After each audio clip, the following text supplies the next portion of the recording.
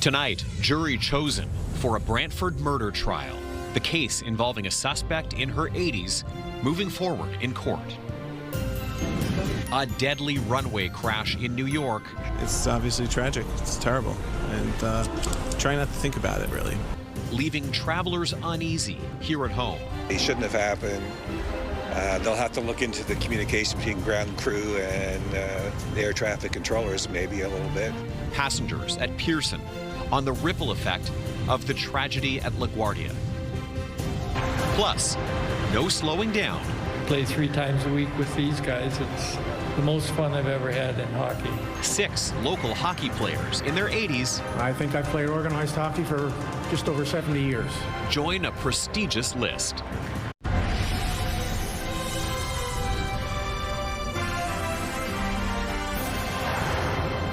Good evening. We begin in Brantford tonight, where a jury has now been selected for a murder trial. A woman in her 80s, Elfgard Outred, was arrested and charged with second-degree murder back in 2024, accused of killing 82-year-old Gordon Outred 2 years earlier. CTV's Jeff Pickle is outside the Brantford courthouse with more. Jeff? With short gray hair, glasses, and a walker, the elderly defendant, Elfgard Outred, was led into court today to meet the 12 jurors who will ultimately decide her fate.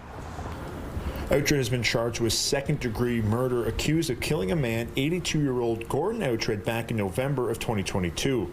Gordon was found dead at an address on Salt Springs Church Road, just south of Brantford.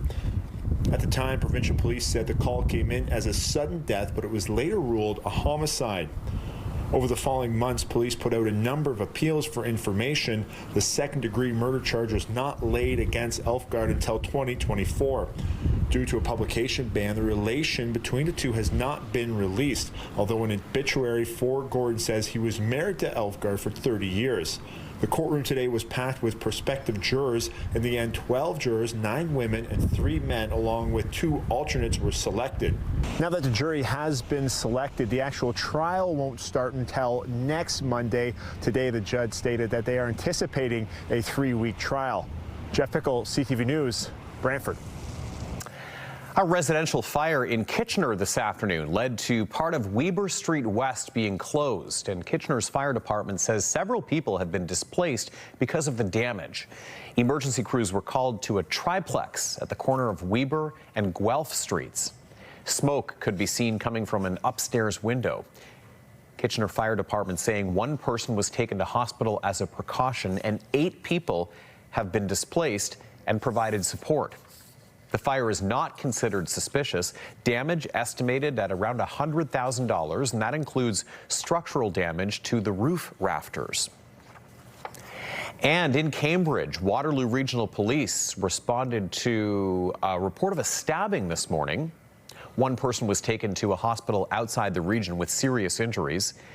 The incident happening in the area of Scrimgeour Avenue and Ballantyne Avenue. Regional Police have not released any further details at this time.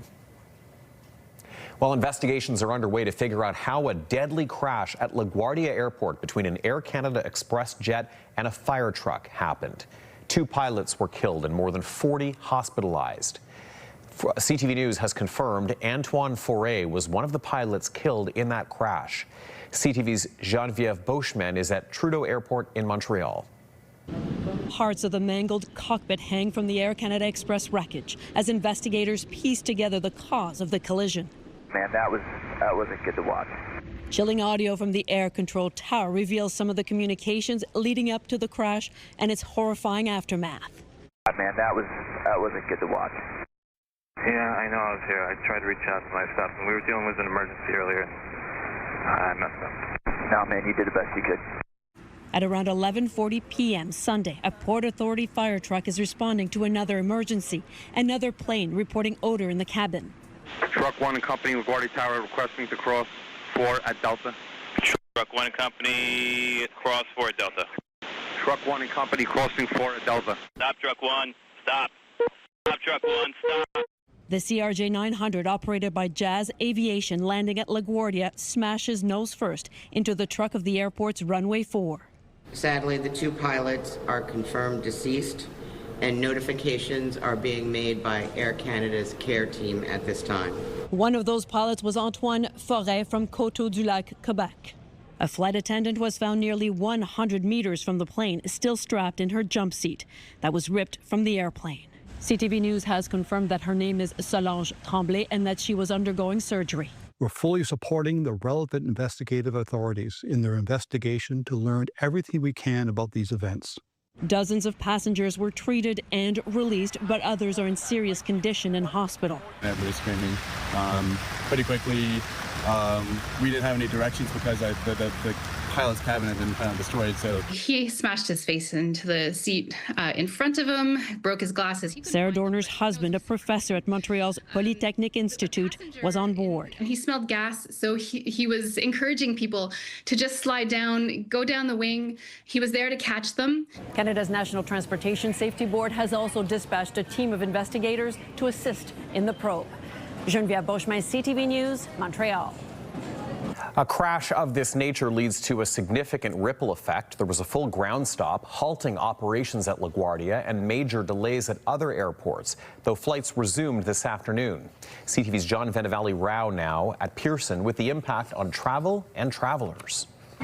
At Toronto's Pearson, more than a dozen flights to LaGuardia were canceled this morning, with U.S.-bound passengers expressing both sadness and concern following the crash. It's obviously tragic. It's terrible. And try not to think about it, really. It sounds like human error, but it sounds like it's caused from lack of staffing, maybe. It shouldn't have happened. They'll have to look into the communication between ground crew and the air traffic controllers maybe a little bit. The shutdown of LaGuardia, impacting flights up and down the U.S. Northeast, with the airport on average handling more than 90,000 passengers and 900 flights every day. The closure coming at a tough time for many U.S. travelers, already facing huge delays and lineups at airports across the country. This is insane. I mean, I've never experienced anything like this. This the result of a shortage of TSA screeners, many working without pay amid a government partial shutdown.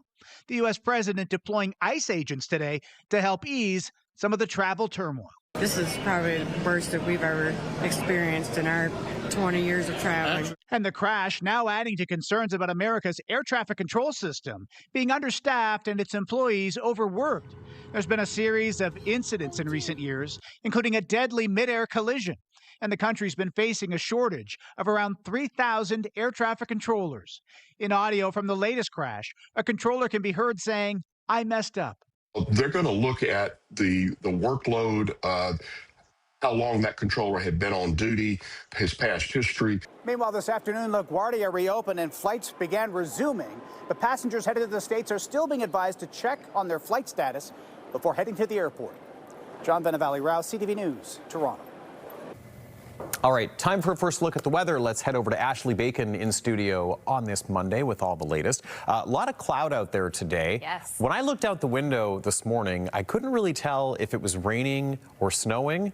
And the snow won that battle, though. You're absolutely right, Tony. When I first took my dog out this morning, it was almost misting. It wasn't even quite a rain, and then it quickly turned to flurries. Temperatures hovering around that -1 mark. So that's what happens. We might see a little bit of rain. We might see a little bit of freezing rain and potentially flurry activity. For the most part, we saw flurries. Today was a bit cooler than we would like to see for the first full week of spring. But overall, we're on the right trajectory. We are in the way for summer. Let's take a quick look at our satellite radar. Not a lot happening right now. As Tony mentioned, there's a little bit of cloud cover that's happening around Waterloo region. The great news is we are looking at potentially clear skies overnight tonight and tomorrow, which means the sun is expected to make an appearance. Right now, we're sitting at -2 with a west by northwest wind at 28 kilometers an hour. So not too cold out there, but slightly feeling a little cooler with wind chill closer to -9, Tony. But how long will these cooler than average temperatures last? I'll have that with your full weather forecast coming up in a bit. Okay, sounds good. Ash, thank you. Police in Peel Region announced the results of an investigation into a number of violent carjackings earlier this year. Dubbed Project Stratus, police say it is evidence they're making a significant dent in auto-related crimes. CTV's John Musselman reports. Watch the white car in the middle of your screen. This is police video from Durham Region, but it shows exactly what police in Peel and Toronto are also dealing with. Carjackers targeting civilians in public places and stealing their vehicle. So the suspects would locate the vehicles that they wanted to target in a parking lot, wait for the people to come back to the vehicle, and then they accosted them, pointed firearms at them. No injuries to any of the victims, but they pointed firearms at them and stole their keys and stole their cars. Today at Peel Regional Police Headquarters, officials announced they have arrested 6 people in what they describe as a violent criminal network targeting luxury vehicles. It's alleged the accused would store the cars, usually Mercedes-Benz, revind them, and then secretly ship them to Africa. The value of the cars recovered is estimated at $800,000. 2 of the people were arrested at Pearson International Airport as they attempted to board a flight to Ghana. It's an example of seamless cooperation that has focused on auto theft, armed robberies, armed carjackings, and in this case, the export of stolen vehicles. So we target them nationally, and then we'll deploy Border Services officers, whether it's here in Toronto or in Montreal, wherever the last port of embarkation is. We can actually pull those containers off and do a full examination to make sure that the goods are legitimate. In Peel Region, police say they are making a significant dent in these crimes in the past 12 months. Auto theft is down 20%, carjacking's down 79%. And so far this year, more than $10 million worth of stolen vehicles have been recovered. Police also seized 2 replica handguns in this investigation. John Musselman, CTV News. Members of the Ontario legislature returned to Queen's Park today for the first time in more than 100 days. The Premier returned to protests and controversy over his efforts to change the Freedom of Information access for certain members of the government, including himself. Here's CTV's Siobhan Morris. For the first time in 102 days, MPPs from across Ontario are back in the halls of Queen's Park. The opposition making noise about an overhaul of Freedom of Information laws that will put the Premier's cell phone records out of reach. They are taking us backwards, Speaker, in accountability and transparency. So I would ask the Premier to explain why is his government taking away the people's right to see how decisions are made and who is benefiting. I'll tell you what's inside these phone calls. Doug Ford has been clear. Blocking access to his phone is behind the changes. They come after the courts found he had to turn records over. He maintains Ontario is just getting in line with Ottawa. There's 2 groups that are concerned about it. It's the opposition that they should talk to their federal partners, and the media. Everyone else is focused on something else. The Green Party leader calls the Premier's justification hogwash. New Democrats tried to use a speaker's warrant to compel the Premier to share his records, but it's a move that goes nowhere. The ask is non-binding. It's not my decision. I act on behalf of the House, and if the House directs me to issue a warrant, then I would. Liberals argue the Premier's trying to duck accountability on other fronts. After 8 long years, does the Premier really think he can hide from his record of making life harder for Ontario families? Fraser pointed to the front lawn of Queen's Park as evidence. Parents of kids with autism pleading for more support at home and at school. Without enough classroom help, this mom has had to quit her job to stay home with her son. They have to do better. This is a never-ending fight, and that I'm trying to get Owen into a specialized classroom in the fall, but we're facing barriers, red tape. The education minister says he empathizes. We're going to make sure that we continue on this mission of revamping and re-energizing our school system so that it is the absolute best.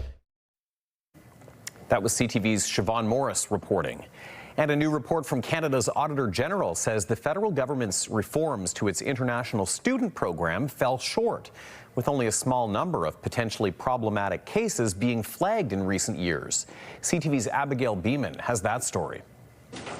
Canada's Auditor General says integrity falls short when it comes to the government's revamp of the international student program. What's concerning for me is that the department isn't acting on the information that it has. The report found schools flagged more than 153,000 potential red flag students to the government over 2 years, but the Immigration Department only investigated just over 4,000. And when 41% of flagged students didn't respond to the government, the investigation seemed to end there. We will definitely do better, and we will be more consistent. Overall, a cap on international students worked to drop the numbers. The audit found they dropped much more than expected. This graph shows the projected number of new study permits for 2024 and 2025, and the total actually approved up until September.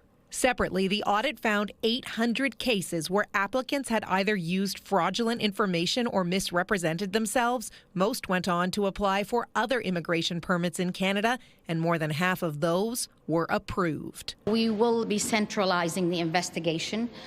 We will be streamlining anyone that is flagged.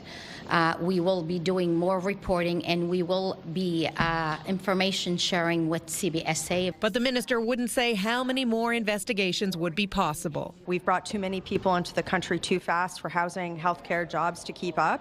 That has lowered public acceptance for immigration, and frankly, it's just a giant dumpster fire. The immigration minister also said the report only captures the first 18 months of what is a multi-year reform. The Conservatives call that an illusion and say nothing has changed. Abigail Beeman, CTV News, Ottawa.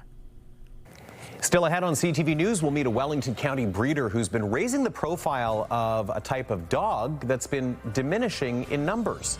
Later in the show, CTV's Karis Map tells us about a type of animal that is truly turning heads.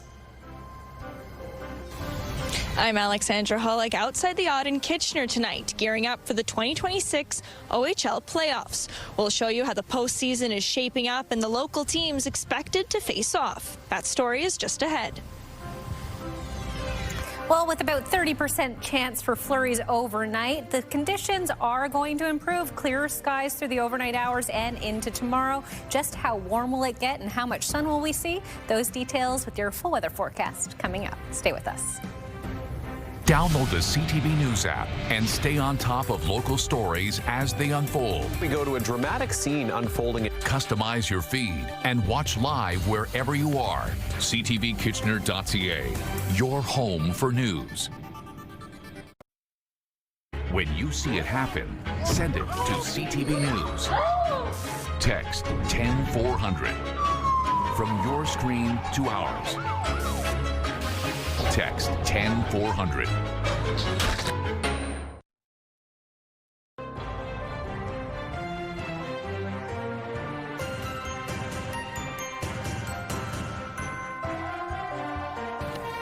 We are only days away from the 2026 OHL playoffs, and the excitement is building. The Kitchener Rangers, the Guelph Storm, the Brantford Bulldogs, they all made the cut for the postseason this year. And as mentioned, it all kicks off later this week. Let's go live now to the Kitchener Memorial Auditorium. CTV's Alexandra Hullock standing by outside. Of course, that's the home of the red-hot Kitchener Rangers, tops in the West. Alexandra, there's going to be a lot of exciting hockey there soon. That's right, Tony, and it's pretty quiet right here, right now, but that's all going to change later this week when the Kitchener Rangers host the Saginaw Spirit on Friday for Game 1 of the first round of the 2026 OHL playoffs. Now, the Kitchener Rangers finished the regular season in the top spot of the Western Conference, coming in with 101 points. They have the home ice advantage against the 8th-seeded Saginaw Spirit, and they'll be hosting the first 2 games right here at the Aud. Now, the Rangers aren't the only local team in the limelight. The Guelph Storm also making the playoffs this year, and they'll be taking on the Spitfires in Windsor starting this Thursday. Meanwhile, in the Eastern Conference, the Brantford Bulldogs clinched the title of East Division champions just last week, and they'll be facing off on home ice against the Sudbury Wolves this Friday. And we spoke with some hockey analysts who say this year's postseason run is definitely one to watch. I think this year you just have to realize that you're seeing such a deep OHL class of player this year that you don't want to miss some of these players that are definitely going to be professional hockey players, and you will not be able to afford to go down and spend $25 or $30 and see them play. Now, there are still some tickets left for games 1 and 2 here at the Odd, happening this Friday and Sunday. And there's really nothing like that game 1 energy, especially in the OHL playoffs, especially here at the Odd. So, Tony, you can expect to see a lot of excitement in the air over the next few days and into the next few weeks. Oh, yeah, going to be lots of great energy at the Odd. Okay, Alexandra, thank you. And we'll talk more about the OHL playoffs with you at 11:30. That's CTV's Alexandra Hollick, live outside the Kitchener Memorial Auditorium. Well, a group of local hockey players are being recognized for their commitment to the sport. 6 members of the KW Daytimers in Waterloo will be inducted into the 80-plus Hockey Hall of Fame on Saturday. And as CTV's Colton Weens tells us, these seniors say they have no plans to stop playing. Stopping pucks is a weekly practice for Alf Kaldma, who's been strapping on the pads longer than some play the sport. I've been a goalie for 53 years now, I guess. The 81-year-old plays twice a week with the KW Daytimers in Waterloo, saying he learned how the position works by reading a book written by Jacques Plante. In a way, it just keeps you going. I'm almost afraid to stop, so to speak, because I don't want to seize up. And over 5 decades later, his goaltending style is whatever works. The hardest part is getting your body to do what your brain says it should do. And I don't move anywhere near as fast anymore. But like I said, as long as I can stop that puck at least, well, 60% of the time, I'm happy. And Kaldma's dedication to stopping rubber is set to be recognized this weekend during a ceremony at the Waterloo Memorial Recreation Complex on Saturday. He and 5 other daytimers will be inducted into the 80-plus Hockey Hall of Fame, a not-for-profit that recognizes active recreational hockey players 80 or older across the country. It's a privilege to get into it, you know, that they recognize us old guys still putting the skates on and having a good time. It's a celebration of the game and our place in the game. We all played at different levels, but we just love the game enough that we're still going to try. For a guy who just played street hockey, this is great. It's really special. We were talking about how we would be next. One of those guys isn't with us anymore, so it's a real privilege to still be here, and we play because we can, and it's better than the alternatives. Now, the guys say not only is it the love to get out and play the game every week, but it's also the camaraderie in the change room and here on the bench. It's a love, really. I just thoroughly enjoy, but just as much in here, in the dressing room or on the bench, as on the ice. But don't let the gray hair fool you. These seniors still bring their passion to the game. A lot of chirping in the dressing room. You got to have a very thick skin to be in here, that's for sure. Getting the hockey bag and trying to put on your skates is nothing compared to being able to get out on the ice and try to make a few plays. And we're the coffee club too. You know, we go for a coffee and muffin afterwards. No more beer and chicken wings. Colton Weens, CTV News, Waterloo. Okay, a live look outside in Kitchener tonight, and we can still see, of course, there are some snowbanks that still haven't fully melted yet. Result of all of that snow we got over the winter being plowed into snowbanks. But other than that, really not a lot on the ground right now. Pretty dry. A few showers and light flurries today. But what does the rest of this week have in store as we get toward the end of March? Ashley's back with our forecast in just a few minutes. Plus, elite culinary skills served up in a sandwich shop in Waterloo. We'll find out what's on the menu this week on Made Right Here. Next, though, a constitutional battle over Quebec's controversial secularism law kicks off at the highest court in the land.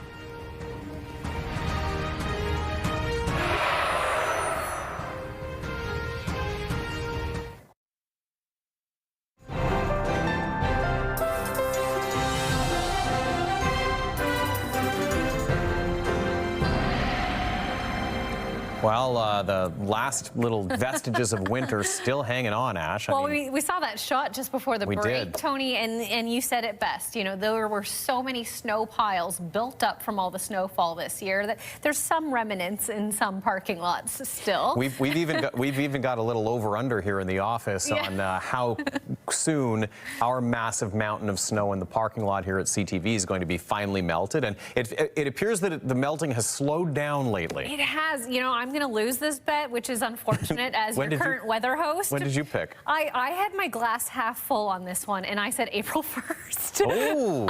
So I was really hoping, but you never know. We might get some end of March warm weather in the next 3 days. Last-minute surge in the temps? You never know. But I know it's okay, you know, as these things go. Let's take a live look back outside tonight. You can see what we're talking about just on the top of your screen there. A little bit of snow, but for the most part, it has essentially melted around the region. However, snow season is until April 30th, so we may see a flake or two fall just yet.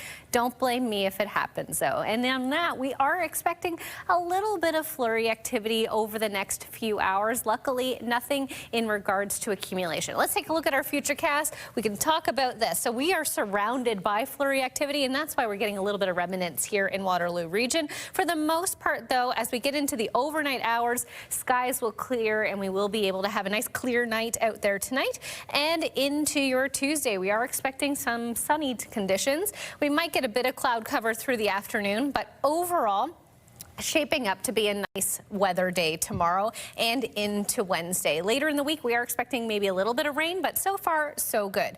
As we take a look at what's happening across the country right now, very comfortable 8 degrees in Victoria and Vancouver. On the other side of the Rockies, it's 3 in Edmonton and 6 in Calgary.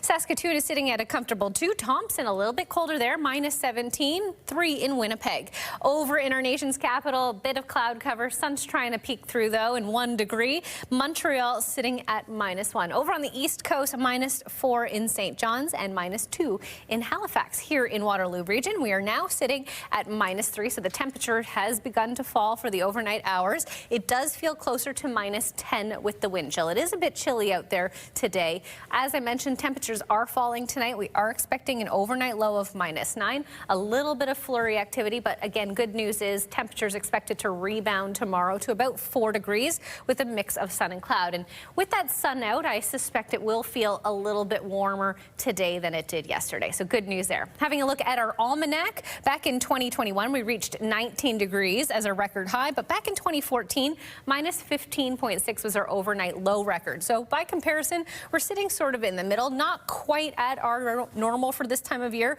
but not quite as extreme in both of those years. So not too bad. As we take a look at our 7-day forecast starting in Waterloo region, cloud cover expected for your Wednesday.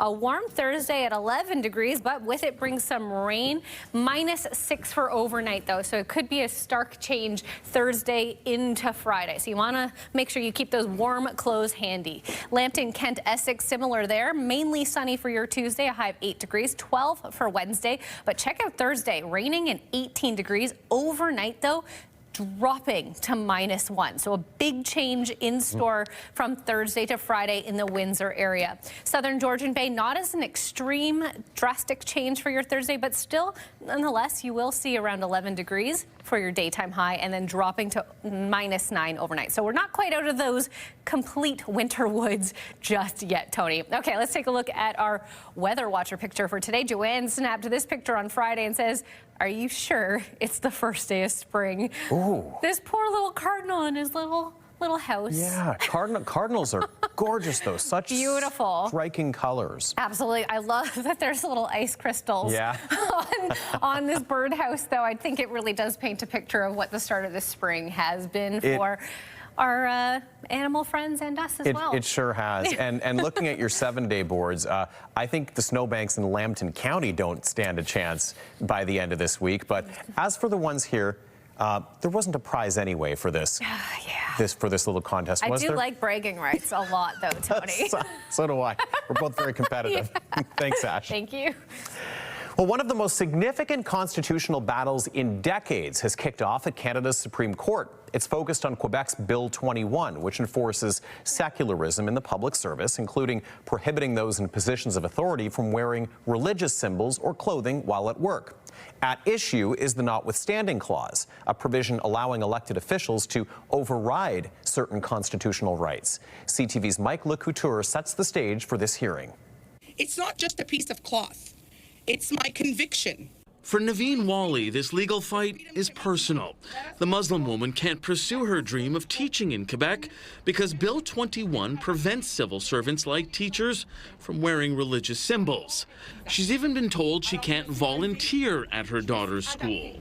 Because of my hijab, because they consider this a religious symbol. And it really affected me. I was angry, I'm upset, I'm sad. Hundreds demonstrated outside the Supreme Court as hearings began on the constitutionality of Quebec's secularism law. Is not the purpose of this law clearly to put in place a separation of church and state? That may have been the purpose, but opponents argue there's an impact on the Charter of Rights and Freedoms. It matters because it was always intended to protect minorities from the tyranny of the majority. There's also concern about the preemptive use of the notwithstanding clause. The section of the Charter allows provinces to temporarily override certain freedoms. Quebec used it for Bill 21, and other provinces have looked to use that legislative tool. The leader of the Bloc Québécois says the clause is the last line of defense for provincial lawmakers. If we lose that, people will have to ask themselves if there is any other opportunity to protect what they are and to promote what they are, but independence. For Wally, it's about the personal independence and freedom. This is for everybody, and this is going to affect generations to come. The Supreme Court has set aside 4 days of hearings for the 51 interveners in this case, and it's expected to take several months before its decision is rendered. Mike LaGuardia, CTV News, Ottawa. The Southern Ontario business battle against skyrocketing gas prices. From long-haul truckers to delivery drivers, the bottom line hit hard by soaring costs amid the Iran war.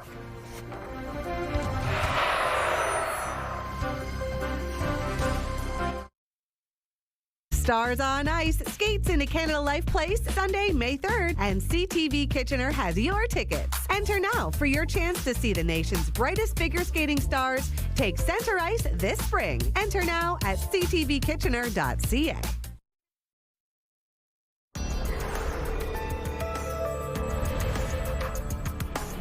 Rising gas prices are hitting truck companies and courier companies hard. At some stations in southwestern Ontario, diesel was selling for more than $2.35 a litre today. And as CTV's Sean Irvin reports, the soaring cost will have a ripple effect on other sectors. With the price of regular gas and diesel fuel soaring, pressure is building on logistics firms. The impact of what's happening in the Middle East right now is absolutely impacting the transportation rates to get goods into the hands of consumers. Brent Landers has operated Couriers Plus for 20 years. In that time, the London business has weathered the ups and downs of the economy and the pandemic. But the unpredictability of recent fuel spikes is an unnerving new chapter, leaving Landers little option but to pass the cost on despite best efforts. For example, a package that a few weeks cost $20 to ship now costs $23. We have no choice but to continue to increase that fuel surcharge and pass that on to our customers, who in turn have to pass it on to their customers. A senior leader at a London trucking firm tells a similar story. Trisec Logistics has raised its U.S. price per mile from 46 cents to 65, but that only applies to customer contracts that don't have fixed rates. We have a lot of contracts put through for fiscal 26, and those are set in stone, and it's absolutely killing us. No one's happy with the numbers. Now, the price is not only impacting the bottom line for both businesses and their customers, it's also affecting employment levels. A few months ago, you were maybe looking to hire? Or? We were, yeah, we were. Yeah, so that's not the case anymore. We have had to cut back on some part-time employees or cut back their hours just because we don't have the volumes that we had before Christmas. Still, both firms contend there is still work, at least for now. However, should fuel prices continue to spike upward, Smith agreed that a call for government aid might be necessary to help logistics firms weather the storm. There's always that thought, but right now everyone's kind of on their own, and we're just trying to keep our heads above the water every day. In London, Sean Irvin, CTV News. Recapping our top stories now with Leanne Evans in studio. And Leanne, we've got the latest on jury selection for a murder trial in Brantford. 80-year-old Alfgard Outred is accused of killing 82-year-old Gordon Outred in 2022. It wasn't until 2 years later when she was arrested and charged with second-degree murder. Jury selection began this morning, where ultimately 9 women and 3 men were picked to hear the case. Alfgard was also in attendance. She had short gray hair, wore glasses, and used a walker. 2 pilots were killed and more than 40 other people hospitalized after an Air Canada Express jet from Montreal crashed into a fire truck just seconds after landing at LaGuardia Airport in New York last night. For most of the day, LaGuardia was closed. CTV News has confirmed Antoine Foray was one of the pilots killed in the crash. And online, I should say, tonight, Leanne, from our digital team, we've got details on a robbery investigation in Guelph. Yeah, Tony, police say a 12-year-old boy committed 2 robberies just hours apart. In one of the incidents, the boy allegedly used bear spray on an employee at a business in the area of York Road and Ontario Street. For more information on the investigation, you can read that story online. Scan the QR code, download the CTV News app, or as always, ctvnewskitchener.ca. Tony. Okay, appreciate it, Leanne. Thank you. Thank you. From the world-famous Le Cordon Bleu Paris cooking school to uptown Waterloo, the chef at Gourmet Sandwiches is bringing elite culinary skills to a simple classic. That's our focus on this week's edition of Made Right Here.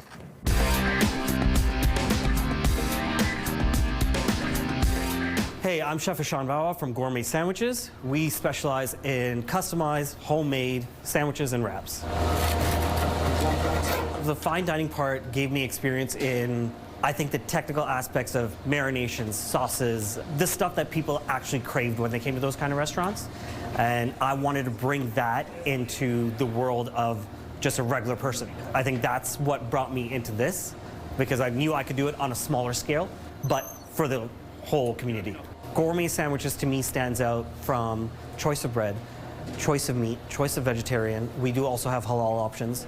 So I'm trying to serve like everybody in the community. Okay, Montreal smoked meat on white.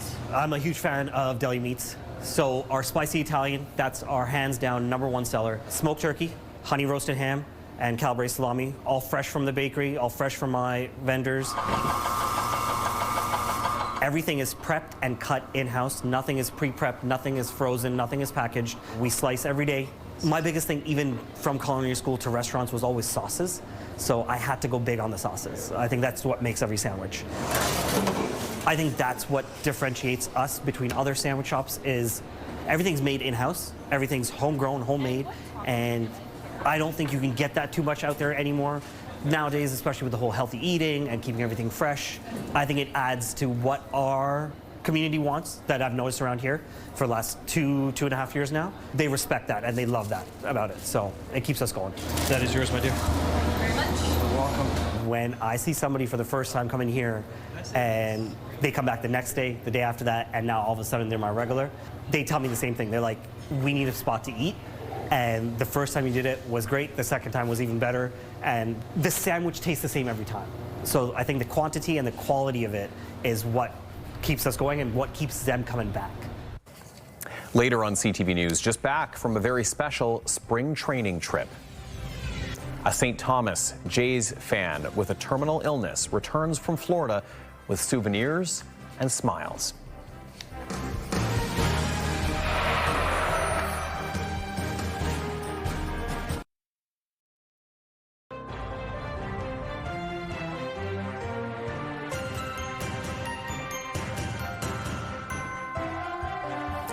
An uncommon type of dog is turning heads, with a breeder from Mapleton Township raising awareness about the soft-coated Wheaton Terrier.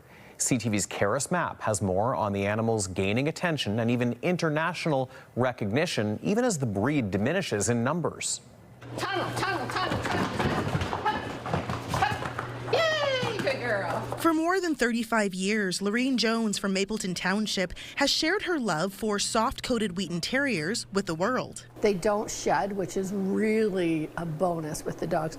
But then when you get into their personalities, they're super smart. And her dogs use their intelligence to wow audiences and judges at a variety of shows. Chance was the Wheaten Ambassador of Canada in 2022. She was also the #1 barn hunt Wheaten Terrier in North America. Maya has her expert trick dog title. And the winning goes beyond these half-sisters. Their niece, Xena, recently returned from the UK after qualifying in Toronto to compete at a prestigious invite-only event in Birmingham. Xena won Best of Breed. That got her the invitation to go and show at Crufts, which is the world's largest dog show. And we had 77 Wheaten entries. One of them was Jane Charlton's dog. Come and meet Magnus. Up, up. Good boy. This is now Magnus. He's also a British champion.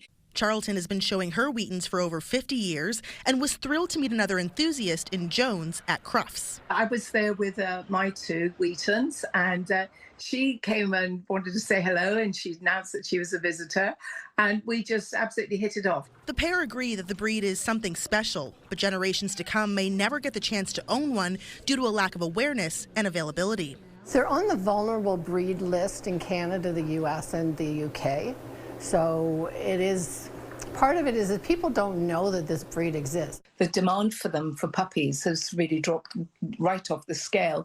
And as a result, some of these lovely, lovely old breeds are in danger of disappearing. Which is why Jones runs Diamond Jewel Kennel, breeding 2 litters a year of the Ireland-originated animals. I've raised them from, like birth, and their mom and their grandmom and their, so I have like a vested, like these are like family. Karis Mapp, CTV News, near Arthur.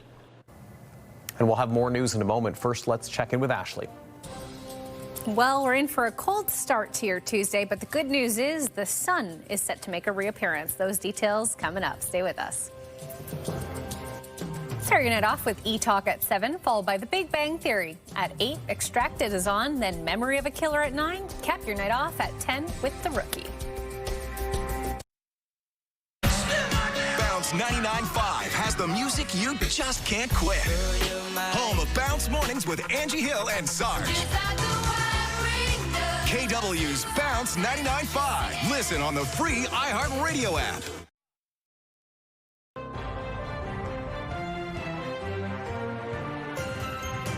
All right, we're going to check in with Leanne one more time for a look at what our team's following for later tonight. Leanne. Well, Tony, we will have more tonight on the lead up to the OHL playoffs. We talked a bit about the Kitchener Rangers postseason push earlier, but another team who finished at the top, first in the Eastern Conference, the Brantford Bulldogs. They will face off against the 8-seeded Sudbury Wolves in round 1. We'll bring you more on that at 11:30. Tony. Sounds good. Leanne, thank you very much. Yes, we are setting up some serious playoff action because we also have the Guelph Storm making the cut for the playoffs. Yes, and hopefully we'll be able to get out to a couple of the games and do some weather on the road from some of these games, Tony, because that would be a lot of fun. I think we're cooking up some plans, and it would be nice. It would be nice if we saw that playoff run go deep for our local teams. Absolutely. And if the weather just kept getting warmer as it happened. Nothing better than hockey in spring when it's like 14, 15 and sunny outside, and then you can go in the rink and play around. It's great. No kidding. Yeah. Absolutely. And unfortunately, it's not going to be 14 or 15 tomorrow morning. Let's take a quick look at our wake-up weather board. It's going to be a cooler start to the morning. Clear skies around 6 a.m., -8. Sun's expected to peak out, though, so it will rise rather quickly, -3 by 10 a.m., and I would say it would be closer to that 1 degree mark by noon. So not too bad. No, sounds okay. Yes. Well, finally for us, a terminally ill teen from St. Thomas had his dream to see his favorite team in action fulfilled. 17-year-old Wesley Johnson has returned home after going to Florida to see the Blue Jays in spring training and spend some time with some of his idols. CTV's Brent Lale has the story. This one's an autograph ball I got from the training center when I went to go see Trey and David Schneider. Wesley Johnson can't stop smiling about his experience with the Toronto Blue Jays.